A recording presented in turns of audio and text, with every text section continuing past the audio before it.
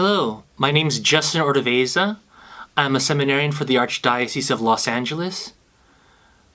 I'm in a third-year theologian here at St. John's Seminary in Camarillo, California, and I'm going to offer a reflection on the first Sunday of Advent, and it'll start with the reading here from the Gospel of Mark.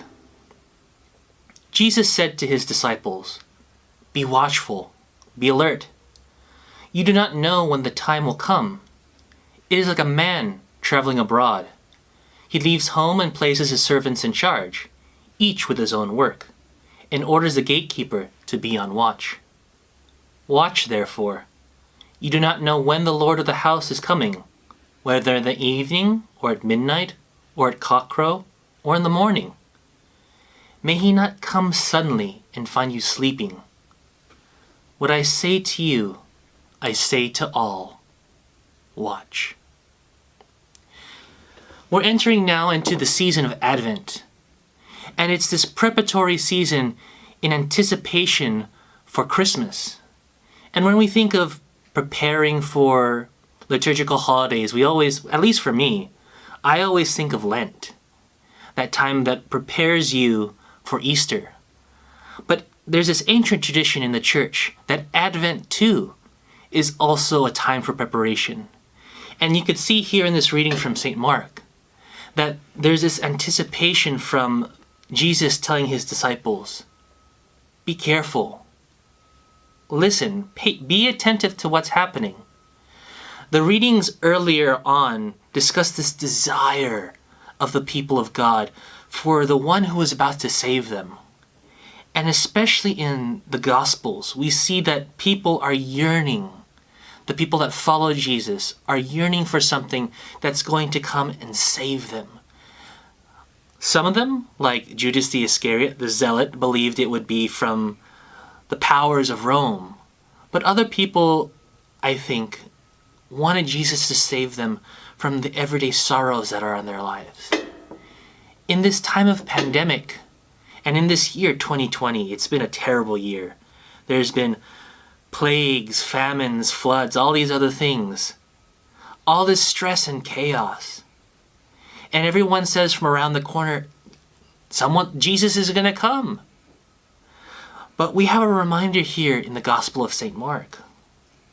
You don't know when Christ will come. You know he will, but you don't know. So in the meantime, prepare yourself.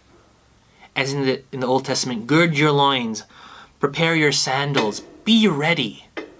There's this idea within the Christian tradition that we get from our Jewish brothers and sisters of being prepared.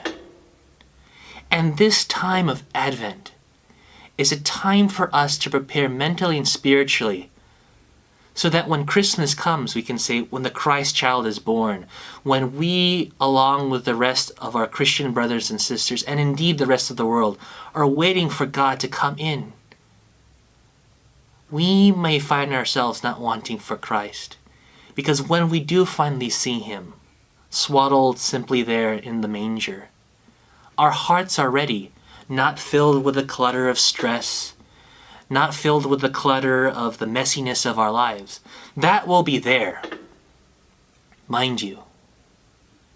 But being prepared for Christ is allowing that our hearts have the ability to have him come into our hearts, so that he can help us organize the mess in our lives.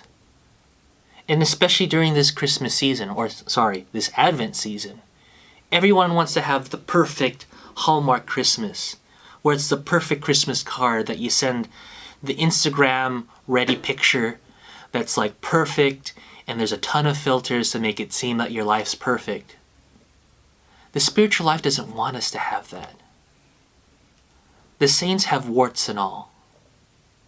But the beauty inside is that Christ comes to those who are prepared both mentally and spiritually, so that when Christ comes, he fixes us with us.